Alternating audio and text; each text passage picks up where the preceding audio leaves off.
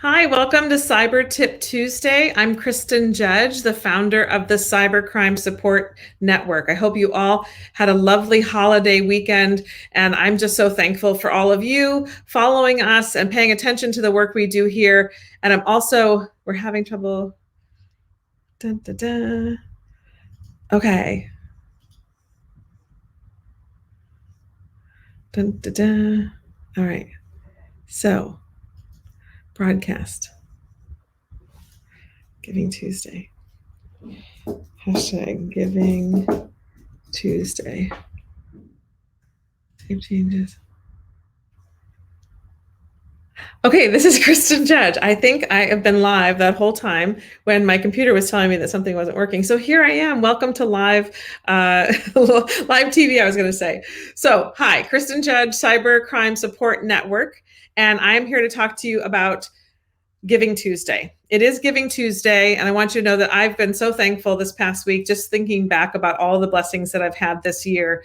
It's been a very difficult year for many of the people I know, many of the people on the CSN team, but I'm just grateful that I'm here today and able to share with you the great work that we're doing. Because it is Giving Tuesday, I want to talk about ways that you can give that don't have anything to do with giving of money. We really know that many people are hurting, and you're giving to other charities that need help, that are helping people find food and housing and shelter and real basic necessities right now. We know cybercrime victims many times are suffering and need that help also. But right now, I understand that many of you are giving, as my family is, to food banks and homeless shelters and other things like that. But we'd love to have you at least engage with us and thinking of other ways to give to CSN so that you can help others through sharing our resources. So I want to tell you a little bit about who we are in case you haven't seen a Cyber Tip Tuesday before, and I will find a way to get rid of the part that I messed up in the beginning here. So every 5 minutes, someone is affected by cybercrime. And cybercrime, online fraud, online shopping fraud, there's scams, there's a lot of different names for cybercrime. It basically means that someone loses money or has their devices impacted, or sometimes even their lives impacted by someone finding them online and scamming them. So seniors lose a lot of money to romance scams. Every 5 minutes, there's probably another senior who's lost money, maybe their entire retirement. Another person is impacted by ransomware.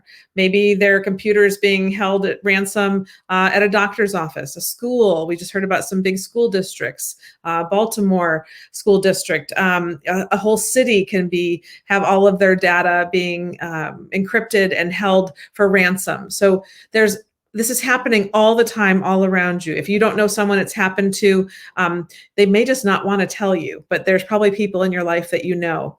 People get harassed online. Cyberbullying is something that many people come to us for help with.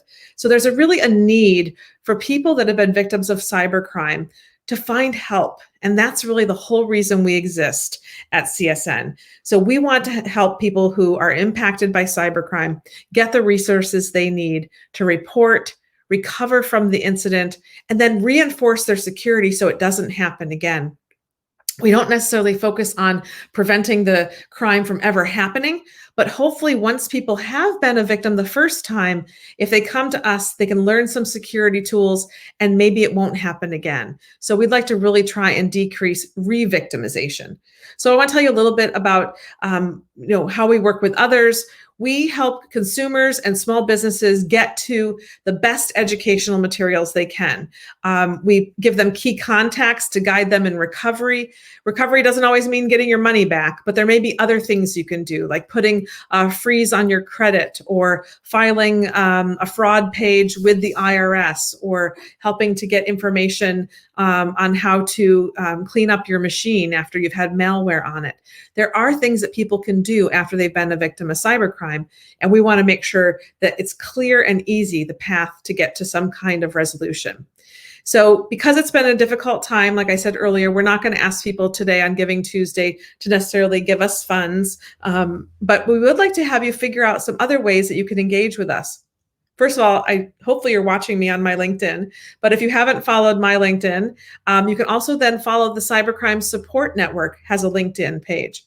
Our YouTube page just under Cybercrime Support Network, has some incredible videos that Carissa from our team has made. And they're under a minute. They're easy to understand. They're fun to watch. They've got great music, and you can help other people in your life understand good security posture and what to do if they've been a victim just by sharing those videos. Also follow us on Facebook and Twitter, and like our comments, like our stuff, share it. Just a retweet here and there can reach so many people when you look at the numbers on the back end. So we'd love for you to give us a shout out. If you see an article on something that has to do with cybercrime, tag us in the article, find more information that you can share. Please sign up for our newsletter also. If you go to our website, cybercrimesupport.org, or if you go to fraudsupport.org, you can sign up for our newsletter. And we also would love to, most importantly, get your stories. We have a way for you to give feedback on our website and share your story. You can also do it, through, social media if it's something you're willing to share publicly. But we need to hear from other people. I'll tell you something about what happened in my family. Someone in my family was almost a victim of a cybercrime. And it wasn't because I had taught her not to listen to the person who was trying to get her to give them money, but it was because a friend of hers had told her that the crime happened to her. And she thought about it. Oh my goodness, if this happened to my friend, I recognize this now. If we talk about cybercrime and people share their stories instead of being embarrassed, there's nothing to be embarrassed about. If you share your stories, other people will hear it, and it may trigger something for them, and they won't be a scam victim. So it's really important that you talk to people about what happened to you and educate others so that they will know what to look out for. We have an incredible website called scamspotter.org, and we partnered with Google on that. We're so thankful for that partnership. It also has a great, fun new video that you can share. It's on our YouTube. But if you go to scamspotter.org and sit down with people in your life that might think they won the lottery, they might think that someone abroad loves them, but they've never actually met them, but they want to send money. Take a look at the good news and bad news scams on ScamSpotter and share it with people that you care about. Take some time this holiday season to say, you know what, I'm going to sit down with people in my life, maybe my parents or my grandparents, and I'm going to check to make sure they have two-factor authentication on their email. I'm going to sit down with them and help check their privacy settings on their social media and show them ScamSpotter and have a conversation about scams that happen online.